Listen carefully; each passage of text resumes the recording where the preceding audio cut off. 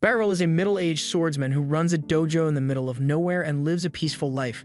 One day, while he is training, his father turns to him and says he really wishes he had some grandkids to look after.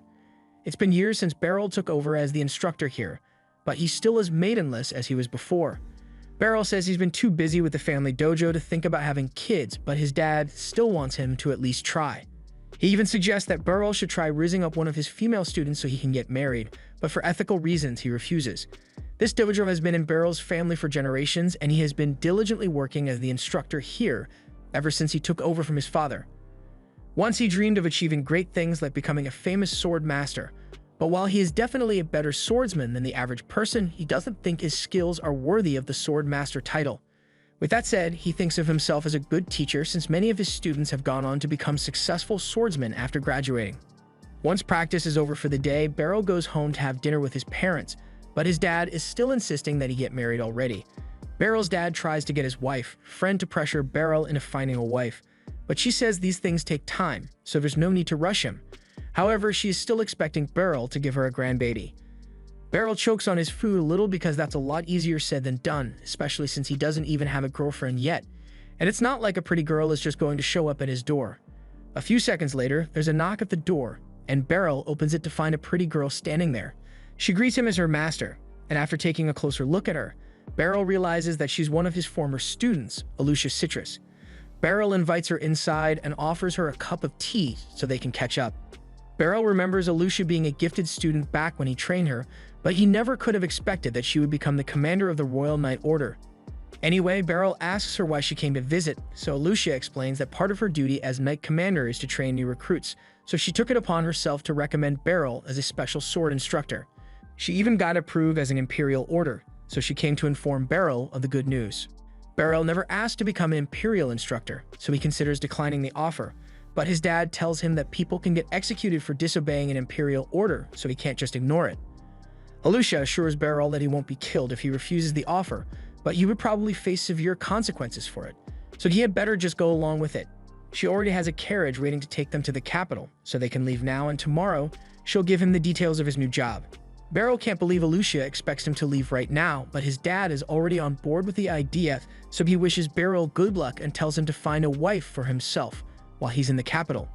In fact, he says Alicia would make a great wife for Beryl, but Beryl tells him to stop saying stuff like that because it's making Alicia uncomfortable. There's way too much of an age gap for him and Alicia to become a couple, but Alicia mumbles under her breath that she wouldn't mind. Anyway, Beryl doesn't want to find out what the severe consequences are, so he agrees to the offer and accompanies Alicia to the capital. While the two of them are sitting in the carriage, Beryl notices that Alicia is still using the sword he gifted to her. This is a sword Beryl gives to all the students that graduate from his dojo, and Alicia has taken special care of hers ever since she got it. Beryl is glad to see that she values his gift so much, but he doesn't think that sword is good enough for a knight commander like herself to use. He says she could find something better at any other blacksmith, but Alicia says this sword is the perfect one for her. Beryl assumes she must be so attached to that sword because as her former master, she still believes that anything she gets from Beryl is superior, but he is just an ordinary swordsman, so he'd never be able to cut it as a special instructor. Just then, Alicia speaks up and says she is so excited that the hillbilly sword master is finally coming to the capital. Beryl has no idea who she's talking about because he's not a hillbilly, and he's definitely not a sword master, but she tells him that he is well known in the world of swordsmanship. He has trained dozens of students who went on to become legendary swordsmen and adventurers, so he is a bit of a living legend, although Alicia isn't happy with the nickname he got. Beryl finds the story interesting, but he's convinced that Alicia is the only one who thinks of him as a sword master. Soon, they arrive at the royal capital, so Alicia drops Beryl off at an inn so he can rest, and she says she'll come pick him up tomorrow morning. The next day, Alicia takes Beryl to the castle and introduces him to the Knight's Order. She informs all of the recruits that Beryl is so strong that even she would be no match for him, so they should feel honored to have such a skilled man as their teacher. However, a couple of the knights don't think Beryl deserves to be in such a high position, and one of them is particularly unhappy about this. A little while later, Beryl is talking with Alicia in the halls, and she is congratulating him for officially becoming a special instructor. She tells him he only needs to come in to train the recruits 3 or 4 times a month, so it shouldn't interfere too much with his usual lessons at the dojo. Just then, a girl comes running up to Beryl, and she's so excited to see her master again that she can hardly contain herself. Her name is Kiruni, and she was a student at Beryl's dojo 2 years ago. He recalls that her dream was to join the Knight's Order, so he is glad to see that she actually made it happen. Although Kuruni is still only a trainee, so she's still got a lot of work to do before she can become a proper knight. With that said, she is happy that she'll get to train under Beryl again, and the same goes for Alucia. Later that day, Beryl returns to his home, but as he opens the door, he finds that yet another one of his students has come to pay him a visit. His name is Randrid, and he came to introduce Beryl to his wife and newborn child. Beryl is happy to see that Randrid is doing well, but his father cuts him off and says Beryl shouldn't bother coming home until he has a wife and kid like Randrid over here. Speaking of Randrid, after graduating from Beryl's dojo, he went on to become a platinum rank adventurer, but now that he has a child, he wants to retire and move back into the village. Platinum rank is pretty hard to achieve, so Beryl is surprised that Randrid is willing to give it up so easily. But then again, being an adventurer is dangerous work, so he probably doesn't want to risk it while he has a child to take care of. While he's here, Randrid promises to do his best to run the dojo, but Beryl has no idea what he's talking about. Beryl's father tells him that since Randrid is decently skilled, he can take over as the dojo's instructor, and that means Beryl won't have to stay here anymore, so his father is kicking him out, even though Beryl owns this house. The next day, Beryl explains the whole situation to Alucia, and explains that he needs to find a house here in the city. The inn he slept at yesterday was a little too luxurious for him to stay there permanently, so he wants to find a place that's more affordable, and Alucia is more than happy to help him look. She asks him if he'd like to come and live at her house, but Beryl doesn't think that would be appropriate, so much to Alucia's disappointment, he turns her down. Alucia then asks him if he would like to get some food with her since it's lunchtime, and Beryl is fine with that, so they start heading for a restaurant. However, while they are walking, someone calls Alucia shameless for walking around town with a man and calling him master without a second thought. The girl and Alucia seem to have an unpleasant history together, and the girl thinks it is outrageous that a proud knight commander would be running around with a random man. Beryl has been trying to hide his face so he can avoid conflict, but the girl wants to see his face, so she pulls the map down, and as soon as she recognizes Beryl, she calls him master too. Beryl is confused by this because he has no idea who she is, so she reminds him that her name is Serena, and he once saved her and taught her how to use a sword. It takes a while for Beryl to remember, but he eventually recalls finding an injured girl 20 years ago. He took her in, nursed her back to health, and eventually taught her how to fight, but he hadn't seen her in over a decade, so he's pleasantly surprised to see that she's a black rank adventurer. Serena apologizes for not visiting Beryl all these years, but she's also curious as to why he is suddenly in the royal capital. Alucia explains that Beryl has been appointed as a special instructor for the Knight's Order, so he is moving to the capital, and she is here to help him find a suitable inn. However, Serena says she'd be much better at finding accommodations because, as an adventurer, she was used to staying in inns. Serena and Alucia start arguing over who gets to go house hunting with Beryl, and Beryl has no idea why the two hate each other so much, but with their help, he eventually manages to find an inn that suits him. He thanks both of them for their help, but he asks them to please stop arguing with each other for his sake, because he can't listen to any more yelling. Out of respect for Beryl, the two of them stop arguing with one another and quietly walk home. Beryl watches them from a window, and while he can't say he will enjoy all the excitement of city life, he thinks it's nice that he will have so many of his students around to take care of him. The next day, the Knight's Order is training as usual, and the Vice Commander, Hemblitz, is absolutely dominating all the others with his skill. After defeating his sparring partner, Alucia suddenly makes an announcement and informs everyone that there has been a change to the schedule. Instead of once a week, Beryl will be instructing them starting today, so she expects them to work harder than ever before. Beryl tells them all that he's happy to be here, but before he can begin his first lesson, Hemblitz approaches and says he has something to say. To be a special instructor for the Knight's Order, Beryl would need to possess a certain level of strength, so he is challenging him to a duel.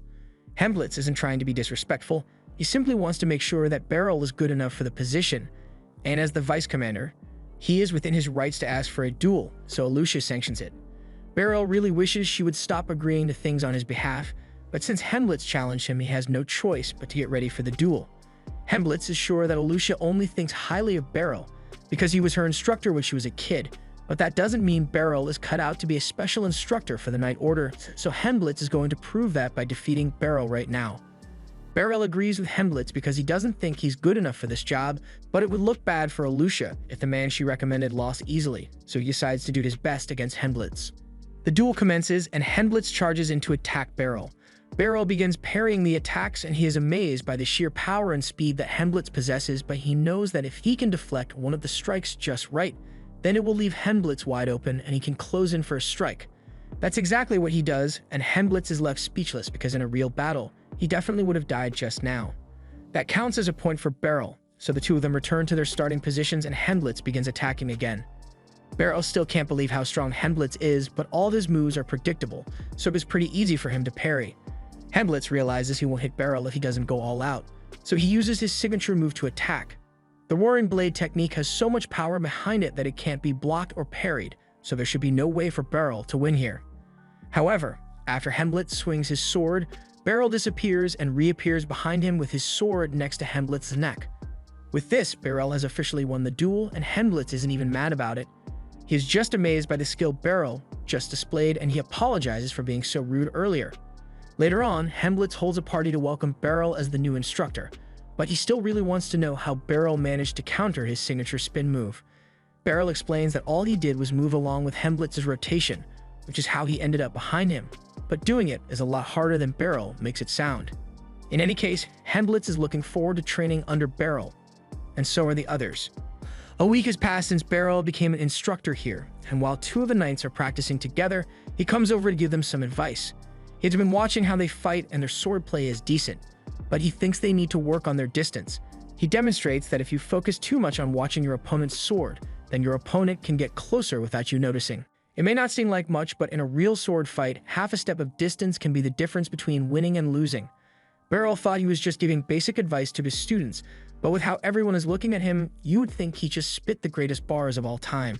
Ever since Beryl's duel with Hemblitz, the knights have treated every word Beryl says as gospel, and he has to admit that it has made his job a lot easier. Once practice is over for the day, Beryl sits down to relax and Hemblitz hands him a towel to wipe his sweat with. A few minutes later, Kiruni approaches Beryl and asks him if he has any plans after this. Beryl wasn't really planning to do anything, so Kiruni asks him if he would like her to show him around town. Now that Beryl thinks about it, he hasn't had a chance to see much of Baltrain yet, so he takes Kiruni up on the offer, and she excitedly runs off to go change her clothes. Meanwhile, Alucia is busy meeting with the royal officials to give them a report on the state of the Knight's Order, especially with the new special instructor who was hired recently. Alucia assures them that Beryl has exceeded all expectations, and since there is nothing more to discuss, the meeting comes to a close. People had warned her that if she wanted to continue developing her swordsmanship, she should avoid becoming Knight Captain because of all the bureaucracy. The only reason she took this job was because she needed a position of power to bring Beryl to the capital. Back when Alucia was still a kid, her parents brought her to Beryl's dojo so she could learn how to defend herself. And from the moment she met Beryl, she knew he was a kind person. After she joined the dojo, Beryl had her practice her sword swings and jump across tree stumps to train her mobility. He also had her do some basic strength training, and while his methods may have been a little unorthodox, before long, Alucia felt very comfortable using a sword. One day, Beryl asked Alucia if she would like to have a mock battle with him, and she excitedly agreed because she wanted to show off everything she learned. However, when she actually went up against Beryl, she couldn't find any openings in his stance. Since Alucia grew up learning from Beryl, she thought all sword instructors were as good as he was, but one day, when Beryl took them out to participate in a mock battle against another dojo, she realized she was wrong. The person she was up against was full of openings and had the patience of a toddler because he blindly attacked Alucia without a plan. As expected, Alucia mopped the floor with him, and it was barely even a challenge for her. Once the mock battle is over, Beryl and his students start walking back to their dojo, and Beryl is glad that his students got a chance to face people who had different fighting styles. Speaking of which, Alucia asked Beryl if his dojo happens to be better than average compared to the others, but he doesn't like to think of it that way. Sure, they may have won the mock battle today, but it's more important to focus on what you learned from the experience rather than whether you win or lose. Alucia understands the point Beryl is trying to make, but then she notices that her hairpin is missing. She realizes she must have dropped it back at the dojo, and it's really important to her, so she tells Beryl that she's going back to get it. Alucia eventually arrives back at the other dojo, so she starts looking for the hairpin she dropped. But unfortunately, it looks like the guy she defeated found it before she did. For a second, it looked like he was going to be nice and hand it over without causing trouble, but that would make too much sense. Instead, he throws the hairpin into the dojo and says Alucia is going to have to take all of them at once if she wants to get her pin back. She may have beaten him in the mock battle, but there's no way he can lose when he has all his friends backing him up. Considering how trash their sword skills were earlier, Alucia might have a good chance at beating them all on her own. But she knows Beryl wouldn't want her to use her skills to beat other people up, so she just stood and was totally ready to get clobbered. However, before the jerk could smack her face, Beryl steps in front of Alucia and takes the hit instead. The strike did no damage to him, but it still hurt a little, so he asks the boys if this is really how they want to use their swordsmanship. The jerk still doesn't understand that what he is doing is messed up, so he tries to strike Beryl on the head this time. However, Beryl easily ducks down and disarms the jerk in one swift motion. He then goes on to parry a bunch of the jerk's friends, but before things get any worse, the master of his dojo shows up. He heard a commotion and ran over as soon as he could, but he is very disappointed to see his students behaving in such an uncivilized manner. He kneels down to sincerely apologize to Beryl and promises to make sure this never happens again. Beryl and Alucia begin walking home together, and Beryl explains that he got a bad feeling when Alucia went to get her hairpin, so he followed her to make sure she was alright. Alucia feels bad because Beryl got hit because of her, but he tells her the hit wasn't that bad. And besides, she didn't do anything wrong, so she doesn't need to blame herself for what happened. If anything, he thinks this was his fault because as Alucia's teacher, he shouldn't have let her go alone into a potentially dangerous situation. Years go by and Alucia is in the middle of another mock battle with Beryl. Beryl's form is still as solid as ever, but this time, as he swings his sword, Alucia is able to keep up with him and score a point against Beryl for once. Beryl is surprised by how much Alucia had improved, but he believes she is finally ready to graduate from his dojo, so he presents her with her ceremonial graduation sword. By now, Alucia had come to realize that Beryl was ignorant of how godly his sword skills are, and she really didn't want to leave his dojo because there was still so much she could learn from him. But at the same time, she didn't want to cause trouble for Beryl, so she didn't argue with him over it. Instead, she set out to prove that Beryl's techniques are superior to all others, so she enrolled in the Knight's Order program and took the entrance test. And just as she expected during the test, none of her fellow candidates were a match for the training Beryl gave her. Even the examiners couldn't keep up with her, so they would never stand a chance against Beryl. He possesses near-inhuman reaction time and observational skills that far exceed any normal person, so there's no doubt in Alucia's mind that Beryl is the greatest swordsman in the world. However, Beryl isn't aware of his skill, and knowing him, he would happily live out the rest of his days as an unknown swordmaster, but Alucia refused to let her master remain unrecognized. With her skills, she slowly rose through the ranks of the Knight's Order in hopes of gaining the power to support Beryl, and by the time she had finally acquired the position of Knight Commander, it had been 10 years since she left Beryl's dojo. And in that time, Beryl became even more amazing than she remembered him to be. She feels a little guilty about appointing him as an instructor without asking first, but it was the only way she could get him to leave the village and gain some recognition. She returns to the training hall and meets with Hemblitz to ask how training with Beryl went. Hemblitz tells her that it was amazing, and that they all learned so much from him today.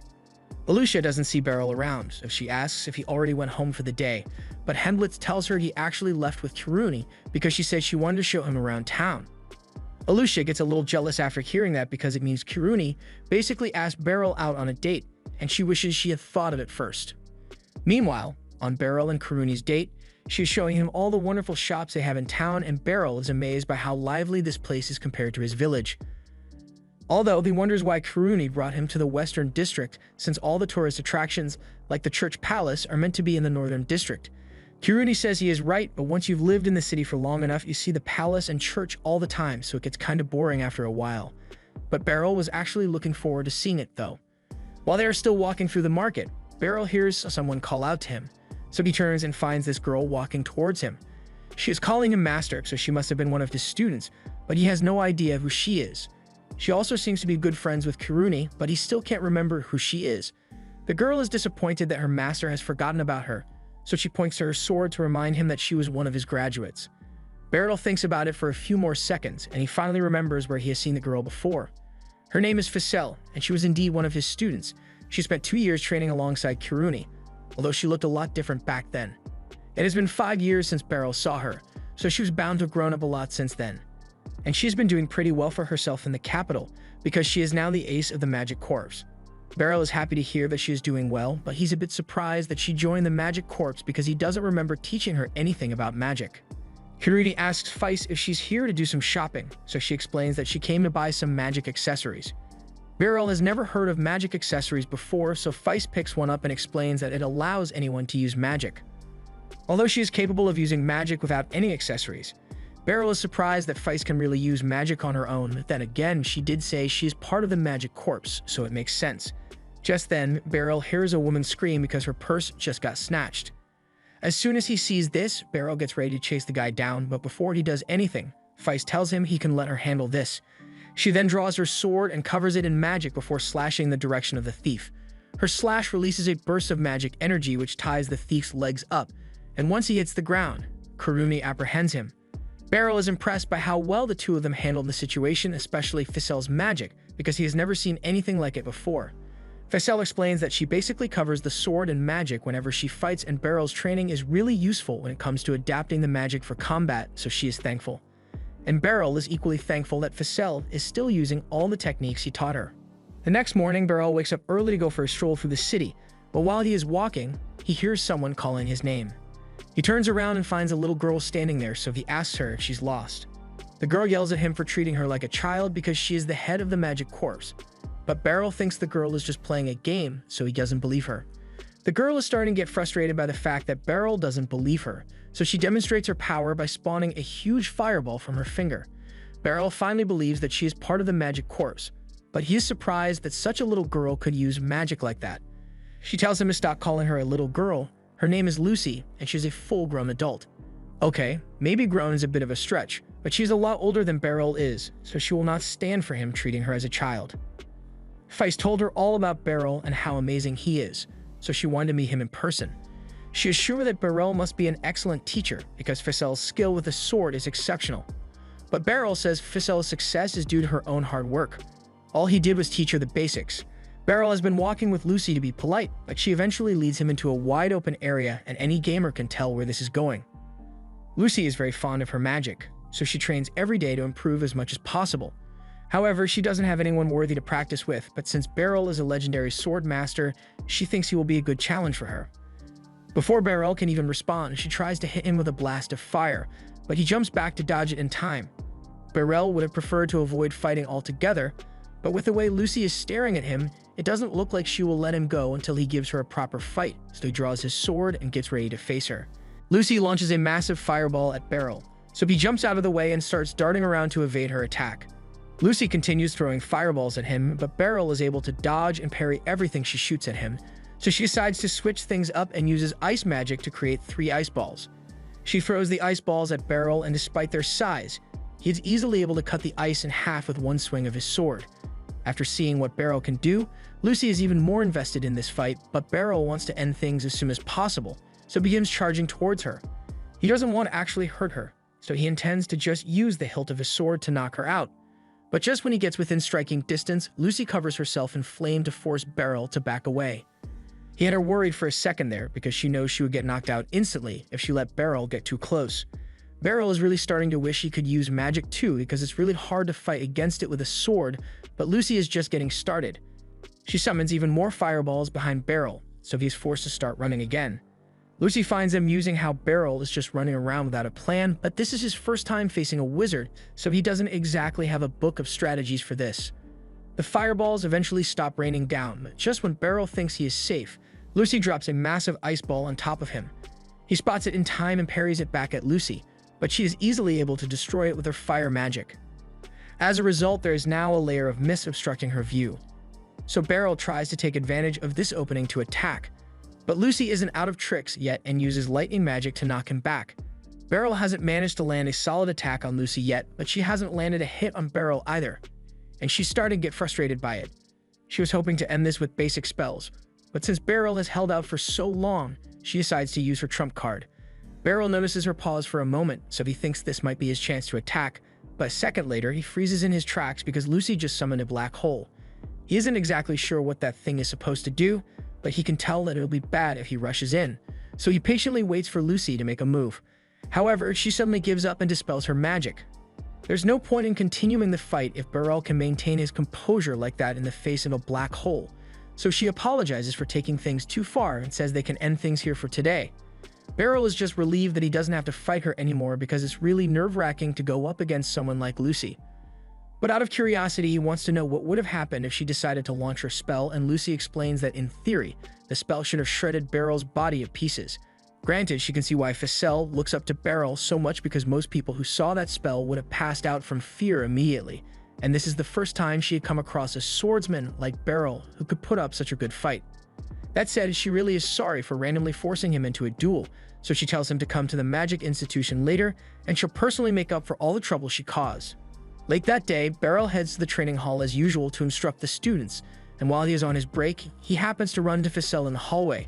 She is here to deliver magic healing potions on behalf of the Magic Institute, and she tells Beryl he can have one for himself. He tries to turn her down since healing potions are really expensive, but Feist tells him this one is free as her way of apologizing for what happened with Lucy this morning. Beryl was still half convinced that Lucy was really just a little girl, but Feist explains that Lucy uses magic to keep herself looking young, so no one actually knows how old she is. Even so, Beryl is surprised that Lucy could fit so much power into such a tiny body because he was really worried that he might die when she was attacking him. He never wants to fight another wizard again after what happened, but Feist tells him that Lucy is a special case. Normal wizards can't cast magic continuously like she can, so he would probably be able to beat most wizards in a fight. Just then, Lucia shows up and she tells Beryl that he has just received a special request. He is curious about it, so Lucia leads him to a room where they both meet with Serena. She tells them that the Adventurers Guild would like to hire Beryl to organize some special training for the new adventurers in preparation for their first descent into a dungeon. Hearing about the new adventurers makes Beryl think back to his younger days when he wanted to be an adventurer. Items found in a dungeon can be pretty valuable, so Beryl was eager to conquer one, but then he got beaten up by monsters on his first day, so he ran home and never attempted adventuring again. He tells the two that he thinks adventuring is a dangerous business. That's exactly why they want him to train the new adventurers. They've already made all the necessary preparations, and it won't interfere with his job as a special instructor here, so there's nothing stopping him. But at the end of the day, Beryl still needs to agree to do the job, so Serena invites him to come to the Adventurers Guild and meet with the Guild Master to talk about the job. The Adventurers Guild is nearby, so Serena takes Beryl there immediately, and once they arrive, they enter the Guild Master's office. However, to Beryl's surprise, he finds Lucy sitting on the couch waiting for him. She heard about the job the Adventurers Guild offered him, and since she is good friends with the Guild Master, she rushed over so she could meet Beryl again.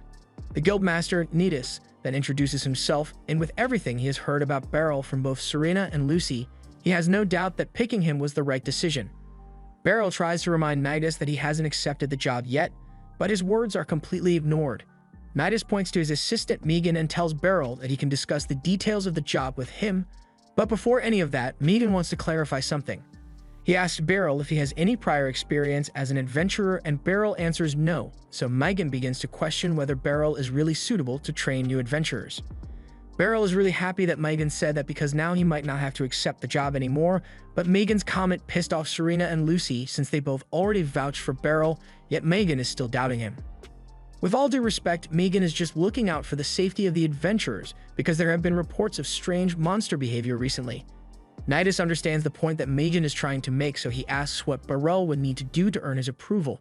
Megan says that if Beryl can win a duel against the black-rank Serena, then he will prove himself to be a qualified teacher. That seems simple enough, and since Serena is on board with the idea, much to Beryl's dismay, Nidus says he will organize the duel right away.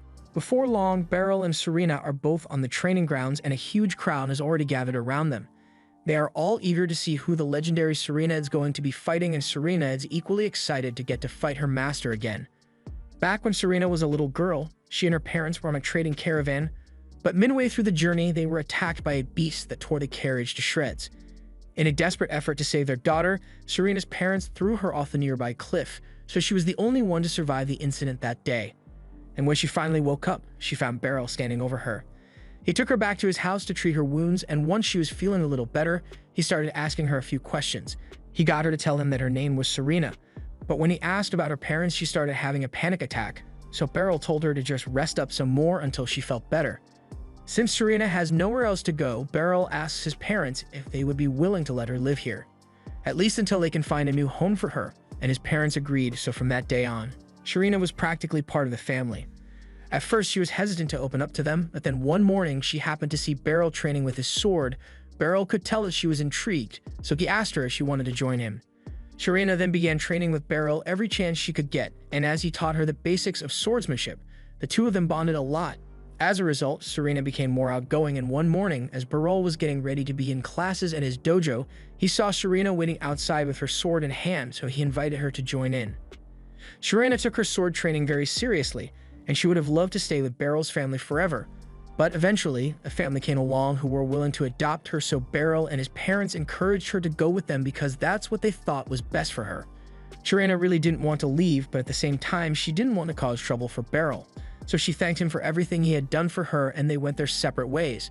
A few years after that, Sharena had already become a gold rank adventurer, and she was out on an escort mission when the caravan was suddenly attacked by a group of bandits. The leader of the bandits was known to be a dangerously skilled swordsman, so her teammate warned her to be careful. But before he knew it, Sharena had already jumped into the air to attack the bandits, and before long, they were all unconscious on the ground. There are two main reasons that Sharena chose to become an adventurer. One, because she wants to prevent as many tragedies as possible, so no one has to go through what she did. And secondly, she wants to put all the skills that Beryl taught her to good use. So now that she has the chance to face Beryl again after 20 years, she plans to show him just how much she has improved since he last saw her. Beryl isn't exactly thrilled about this duel, but he can see how excited Sharena is, so as her master, it is his duty to give her a good fight. As the duel begins, Sharena charges forward and starts attacking Beryl with a relentless barrage of sword strikes. She is incredibly fast, but Beryl is still able to keep up with her attacks, so she can't land a single hit. Sharena is overjoyed by how this fight is turning out because it has been so long since she was able to fight someone at full strength without needing to worry about hurting them. And Beryl is pleased to see that Sharena has grown so much in strength since the last time he saw her. He can tell that she has been diligently training non-stop to get to her current skill level, but she still isn't perfect yet because he has identified a flaw in her combat style. Her attacks with her left hand are a little stiff, so Beryl is able to stick his sword through the handle of hers and disarm her. Sharena tries to counter him with her other sword, but in the process, Beryl sweeps her leg and points his sword to her neck while she's on the ground. With this, Beryl has officially won the duel, so the others come down to congratulate him on his victory, and Megan sincerely apologizes for doubting Beryl's skill. Beryl tells him there's no need to apologize since it's normal to be skeptical of a teacher whom you have never seen before, but now that he is satisfied with Beryl's skill, there's nothing stopping Beryl from becoming a special instructor here. The next day, Beryl meets with the adventurer students in front of a dungeon, and their names are Porta, Nidri, and Sarlacats. As they step into the dungeon, Sarlacats of Magic Watch warns him that there are 6 monsters up ahead, so everyone gets ready for battle. Beryl and Sharena are just here to make sure nothing bad happens, so they sit back and let the kids handle the fighting. And when they clash with the first set of goblins, they are able to defeat them in record time. The group continues to move forward, and before long they have finished exploring the dungeon without any major incidents occurring, so they all head back to the entrance. Once they return to town, the training will be complete, but Beryl finds it strange that there weren't many monsters in the dungeon. Just then, as Porta is about to leave the dungeon, Sarlacats' magic watch detects something so powerful that it shatters, and Beryl yells out for Porta to stop, but it was already too late. Lil Bro got snatched. Porta is still alive, but he is badly wounded and needs immediate medical attention.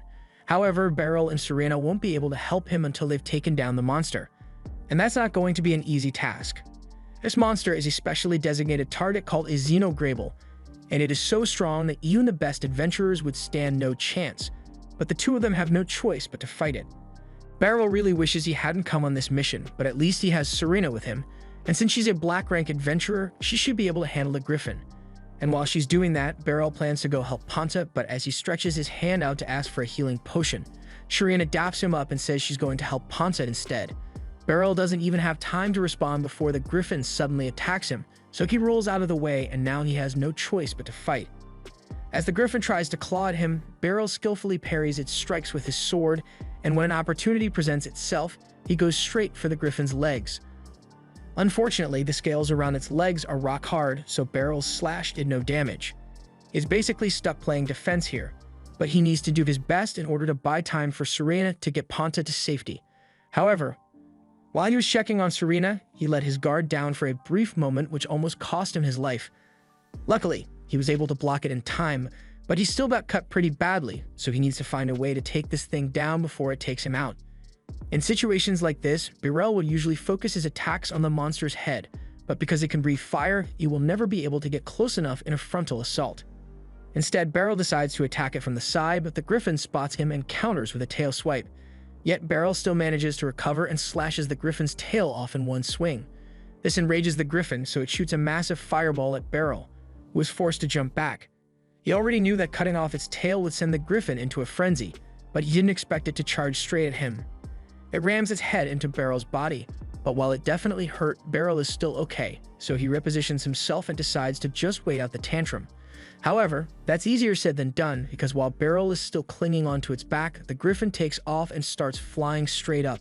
A fall from this height would be fatal for Beryl, so he holds on with everything he's got. But that just makes the griffin even angrier. It eventually returns to the ground, so Beryl jumps off its back, but now the griffin isn't holding back anymore.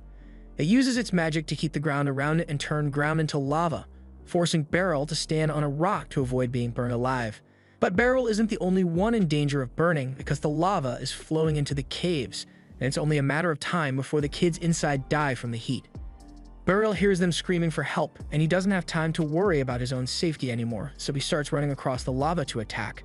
And for now, his boots are keeping him safe. However, as he clashes with the griffin, he still can't seem to make any progress against its hard body. The griffin starts shooting more fireballs at him, so he now has to run and dodge across the lava. As a result of one of the fireball explosions, Beryl is launched into the air, but he uses that to his advantage and stabs the griffin in its eye. The griffin screeches in agony and knocks Beryl away, and the good news is that Beryl's sword is still in its eye, so it can't see anymore. But the bad news is that Beryl no longer has a blade to fight or parry with, and the griffin looks like it's about to unleash hell on him. Just then, something gets the griffin's attention, so it looks up. And there we see Sharina jumping from a cliff with blades in hand to finish the griffin off. She slams into down at full speed, knocking it to the ground, and before the griffin could retaliate, she slashes its neck, killing it once and for all. Sharina notices Beryl's broken sword in the griffin's eye, and she apologizes since this wouldn't have happened if she had come to help him sooner. Beryl tells her she doesn't need to worry about it. Besides, he is much more concerned about the trainees. Just then, the kids make their way out of the cave, and miraculously, they didn't suffer any major burns, so everything worked out fine in the end. The group heads back to the Adventurers Guild to report what happened to the guild master, and he is shocked to hear that Beryl and Sharina managed to defeat a named monster. Sharina tells him that if Beryl hadn't graciously agreed to accompany them on the mission, she would have most certainly died against the griffin. Beryl tries to mention that Sharina was the one who dealt the final blow, but she isn't interested in taking any credit for this. The guildmaster praises Beryl for doing such a good job and promises to repay him for this someday, but in the meantime, he asked Beryl if he would be interested in becoming an adventurer, but Beryl immediately shuts that idea down. After that, he and Sharina head outside, and Sharina apologizes once more because the only reason Beryl got roped into all this was because she was bragging about his strength to everyone.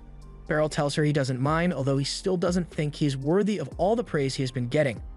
Even so, Sharina tells him he was really strong, and she is glad that she got a chance to fight alongside him in a life-or-death battle. Beryl thanks her as well because all the decisions Sharina made were spot on, which is why they were all able to make it back alive. Sharina is happy to hear Beryl praising her, but she doesn't think she deserves it. However, Beryl tells her she has earned every bit of his praise because she grew up to be an amazing adventurer. The next day, Beryl gets up early because he needs to do something about his broken sword, but he still doesn't know much about the capital, so he asks Kirumi to guide him to a blacksmith shop. He thanks her for agreeing to his request on such short notice, but she was planning to go to a blacksmith anyway, so this is no trouble at all. Alucia also decided to tag along, but definitely not because she's jealous. She says she's here because choosing a sword is an important decision, and she wants to help Beryl make the best choice possible. But the truth is she already missed all of her chances to go on a date with Beryl, so she can't let this opportunity slip through her fingers as well. They eventually arrive at the blacksmith, and the owner comes out to greet Kirumi. Just then, he notices Beryl, and he is shocked to see his master here of all places. Balder used to be one of Beryl's students years ago, and in case you're wondering, yes, he is older than Beryl. In fact, he was the oldest student Beryl ever trained at the time, and the whole reason he trained at Beryl's dojo was because he thought it would be important to know how to use a sword if he wanted to become a good blacksmith. Even so, he always took Beryl's lessons seriously, and by the looks of it, he was able to achieve his dream of becoming a blacksmith. Since everyone is here, Balder asks what he can do for them, so Kirumi goes first and says she needs to have her short sword sharpened. Balder says he'd be happy to help, so he asks her to show it to him. Kirumi hands over her sword, and Balder takes a long, hard look at it, but after a few moments he drops it and tells her there's nothing he can do here because she has ruined the sword. Alucia thinks it's weird that Kirumi ruined her sword since she is usually very precise when practicing, but if that's the case, then there's only one explanation for the state of the sword. Beryl turns to Kirumi and asks her how it feels when she holds the short sword. She thinks about it and tells him the sword feels light, but as soon as Beryl and Balder hear that, they know exactly what's wrong. They tell her that she isn't suited to use a short sword because if you can't feel the weight of your weapon, then you won't be able to wield it properly. With that said, they'll need to find a new sword for her, and Beryl thinks a two-handed great sword might be a good fit. Kiruni is small, but she's also very strong, so she shouldn't have much trouble handling the weight. He asks Kiruni to try holding it, and it's a lot heavier than what she's used to, but it's not too heavy, so she should be able to swing it easily in combat. She decides to buy it since Beryl is the one who recommended it to her, and she likes how cool it looks when she carries it on her back. Now that Kiruni is done with her shopping, Beryl decides to start looking for a new sword for himself from Baldur's collection, but Alucia insists that a swordsman of his caliber should have a sword custom-made. Beryl doesn't think it's necessary to go that far since the swords here should be more than good enough. But while he's still looking, Serena walks in with a huge sack. As soon as Alucia and Serena spot lock eyes, they start arguing because they can't stand each other, but Beryl changes the topic and asks Serena what she's doing here. Serena explains that she came because she has a special job she needs Baldur to do. She drops her sack on the front desk and reveals that it's the leg of the griffin she and Beryl killed. She tells Baldur that she wants him to make a long sword out of this thing. Baldur is amazed because this is the first time he has ever been asked to make a long sword from a named monster corpse. But he wonders why Serena would even want a long sword when she's known for using twin blades. She explains that she actually wants to give the sword to Beryl, but Beryl doesn't think he deserves such a fancy sword. He reminds Serena she was the one who dealt the killing blow, so she deserves to keep the monster leg for herself, but she insists on gifting him a sword since it's the only way she can make up for the sword Beryl lost. Baldur suddenly chimes in and tells Beryl to just accept the gift already, but not because he's on Serena's side, it's because he really wants to try making an awesome sword out of maimed monster parts. Beryl eventually agrees to have a sword made from the monster's leg, but he can already tell by the look on Baldur's face that he's going to try something crazy. He reminds Baldur that he just wants a regular sword, and Baldur promises not to make anything weird, but for some reason, Beryl doesn't trust him. In any case, Baldur says it will take a while for him to complete his masterpiece, so he asks for a week, and Beryl has no problem with that time frame. So since all their business here is done, says it's time for them to leave. And as soon as he says this, Kiruni comes up to Beryl and asks for a small favor. Since she just bought a new sword, she's going to need to learn how to use it properly, so she asked Beryl to give her some private lessons. Beryl informs her that a great sword has two main functionalities. First, you can put a lot of force behind your swings, and it's best to swing laterally to make good use of your momentum. Secondly, you can hold the sword by the ricasso to make it easier to maneuver. Kiruni tries it out, and it brings back memories because back when she was part of Beryl's dojo, she spent ages learning how to swing her sword properly. Later that night, Beryl is walking home alone, and along the way, he notices a child coming his way. Normally, he'd think nothing of it, but as they pass each other, she tries reaching into Beryl's jacket to steal his money. Beryl catches her in the act and grabs her arm so she can't get away, but all of a sudden, she blasts Beryl with fire magic to distract him. Her plan works because Beryl was forced to let go of her to protect himself. She then runs off into the night and eventually enters a rundown building with a bunch of men gambling inside. As she walks past them, she hands over all the money she successfully stole that night, but the men aren't satisfied with the amount, so they accuse her of slacking off. However, their boss speaks up and tells them to be quiet because Mui would never intentionally do that. After all, she knows there will be consequences if she ever goes against him. Mui's face remains expressionless, but she knows how cruel the boss can be, so she can afford to keep making mistakes. However, she suddenly realizes she made a massive mistake because in her hurry to run away from Beryl, she accidentally dropped her ring on the ground and Beryl just found it. The next day at the training hall, Kiruni is still practicing with her new great sword, and Hemblitz is sparring with Beryl on the other side of the hall. So far, he hasn't managed to land a single hit on Beryl yet, so as he charges in for one final strike, he feeds an overhead slash and targets Beryl's abdomen instead. Beryl is impressed by the technique, but he is still able to counter it, so Hemblitz loses. Hemblitz thanks Beryl for the lesson, and Beryl praises him for improving so much in a short time. That feat was almost perfectly executed, but it still wasn't enough to overcome Beryl's reflexes. Just then, Hemblitz looks over to Kiruni, and he mentions how it takes a lot of guts to suddenly switch weapons like she did, but she shows a lot of promise. And it's really important that the Knight's Order improves his fighting power so they can go against the group of thieves known as the Dark Hand of Twilight. The Twilight Thieves have recently begun operations in the capital, and they are causing a lot of trouble, so the Royal Guard and Knight's Order are investigating.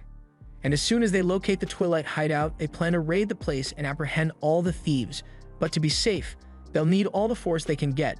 And Kiruni is a bit of a powerhouse. Of course, Hemblitz is sure Beryl would be able to single-handedly take down the Twilight Thieves, But he doesn't want to bother him with boring work like this, so he tells him he can leave all the fighting to the Knights of the Knight's Order. But it's not like Beryl wanted to fight anyway. He has never fought against criminals before, and he doesn't plan on starting anytime soon, but he remembers the ring he got off that pickpocket yesterday, and he wonders if it might help with the investigation. However, as soon as Kiruni spots the ring in his hand, she thinks Beryl is planning to give it to someone as a gift, and Hemblitz agrees with her.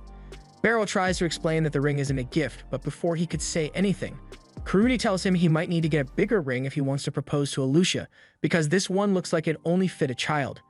Beryl has no idea where she got the idea that he's going to propose to anyone, but he finally gets a chance to speak and explain that he was targeted by a pickpocket yesterday. He managed to grab her hand before she could steal anything, but she managed to escape because Beryl got startled when she used fire magic on him. Kiruni thinks this whole thing sounds strange because if the girl can use magic, then she wouldn't need to be a pickpocket. Magic is a rare talent, so anyone with magic can join the Magic Institute for free and have all living expenses paid for. Hemblitz suggests that the girl might have been using a magical accessory to cast the fire, but in any case, he asks Beryl what he plans to do with the ring. Beryl says he doesn't plan on keeping it, and since the ring is most likely stolen, he wants to return it to its rightful owner. If that is the case, then Hemblitz tells him he can leave the ring at the front desk of the Knight's Order, and that's exactly what Beryl does. Now that he has taken care of the ring, Beryl doesn't plan to get involved in this any further. He didn't lose anything to the pickpocket, and he has no intention of tracking her down. But at the same time, the way she looked at him when he caught her doesn't sit right with him. While walking through town, Beryl decides to take a look at the housing market since he can't keep living in an inn forever, but the prices nearly give him a heart attack. He could technically afford it with how much he gets paid by the Knight's Order, but it's still a lot of money to spend.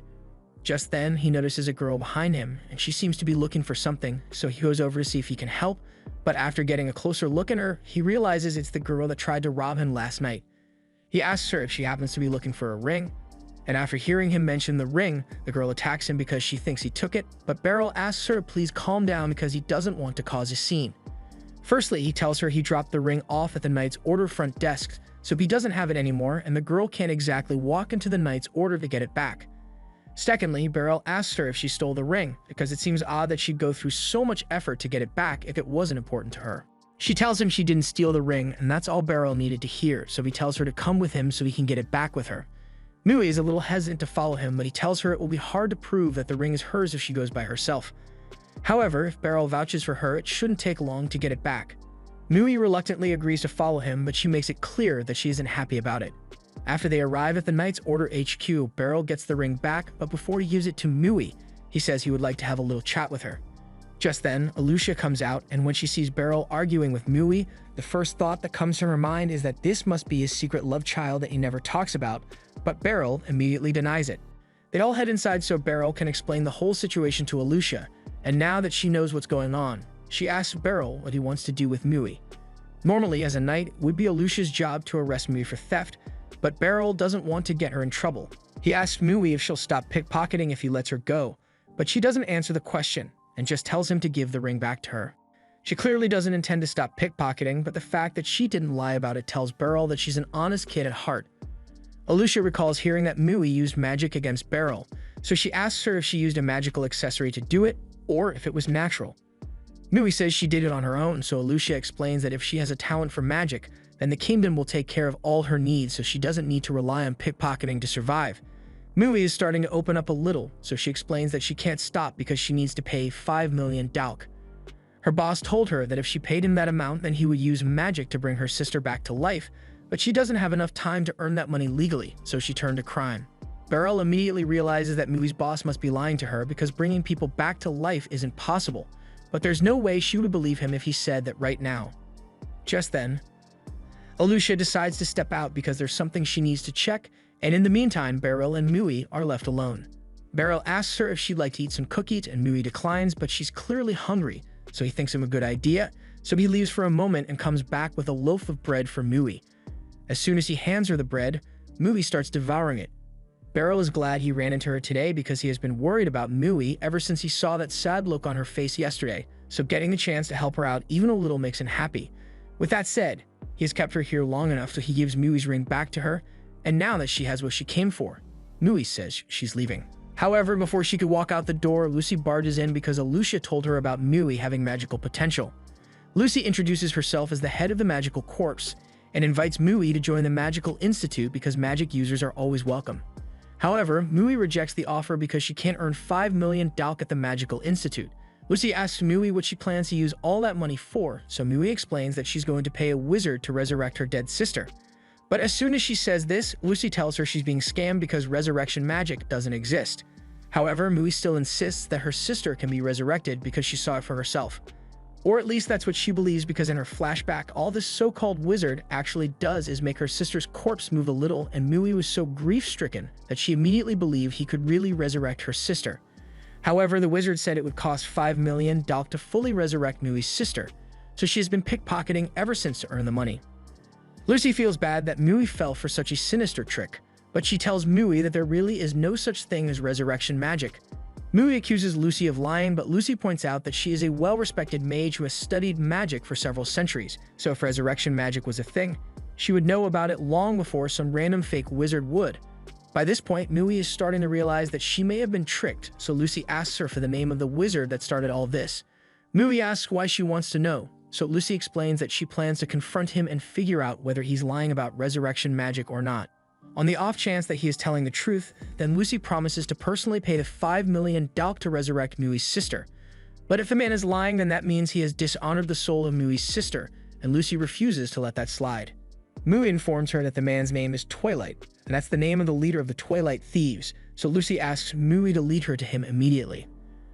Alicia says she wants to come along as well, but having a knight around would draw too much attention, so instead she asks Beryl to come with her. Before long, they arrive at the entrance to Twilight's lair, and Beryl is surprised that a den of thieves is located right off the main road. Beryl is starting to wish he had borrowed a real sword for this fight, but Lucy assures him that with his skills, a wooden sword should be more than enough to handle some bandits. There's no point in waiting any longer, so Lucy blows a hole through the front door, and they are immediately confronted by a group of thieves. One of the thieves tries to grab Lucy, but she doesn't have time to deal with losers like him. So she blasts the thief away and asks Beryl to handle the rest while she goes to deal with Twilight. The thieves spot Mui behind Beryl, and they realize she's the one who ratted them out, so one of them tries to attack her, but Beryl swiftly pokes him in the throat. He's only got a wooden sword, so the bandits will most likely survive, but getting hit in the throat with a wooden sword still hurts like hell, so they're starting to hesitate. While Beryl is dealing with everyone upstairs, Lucy heads into the basement to confront Twilight, and as soon as he sees her, he uses a magic accessory to drop ice balls on Lucy. However, Lucy is a master mage, so something like this could never stop her. She melts her way out of the ice, but Twilight has more magic accessories up his sleeve, so he uses some telekinesis magic to pick Lucy up, and Lucy realizes that this is what he must have used to trick Mui.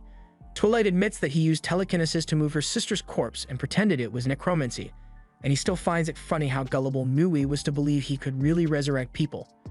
He then prepares a fireball in an attempt to finish Lucy off, but Lucy's patience has run out, so she casts a wind spell in front of Twilight and knocks him out with a pressure. Meanwhile, upstairs, Beryl has just finished beating up most of the bandits, but one of them gets back up and starts accusing Mui of being an ungrateful brat after everything Twilight has done for her. But that makes Beryl mad, so he pokes him in the throat again and knocks the dude out. Eventually, Lucy comes out of the basement with Twilight's body, and she orders him to tell Mui the truth unless he wants to get hit with another wind blast. Twilight admits to Mui that he was lying about resurrection magic, and Mui is devastated to hear this because it means her sister is really gone forever. Now that they've taken all the bandits out, Lucy says she's going to go call the Knight's Order so they can arrest Twilight and his crew. Later on, all the bandits have been loaded onto a cart and are going to be hauled off to prison. Alicia thanks Beryl and Lucy for their help, but there's still a lot of investigating to do since those magic accessories that Twilight was using were way too powerful for someone like him to acquire on his own. That means there must be someone pulling his strings, and they need to find out who that person is. As Twilight and the other bandits are being hauled off, a man watches from the shadows. The cloaked man then points his hand at the cart, and suddenly Twilight's body begins to glow from the inside just before he dies a painful death. The cloaked man later goes to report to his boss that Twilight has been successfully silenced thanks to the magic device they implanted in him, so there's no risk of their plans getting leaked. The Pope is glad to hear this because he intends to use these corpses that Twilight gathered for him to recreate a miracle with his own hands, and he won't let anything stop him. This was the end of episode 5. Subscribe to not miss the next part.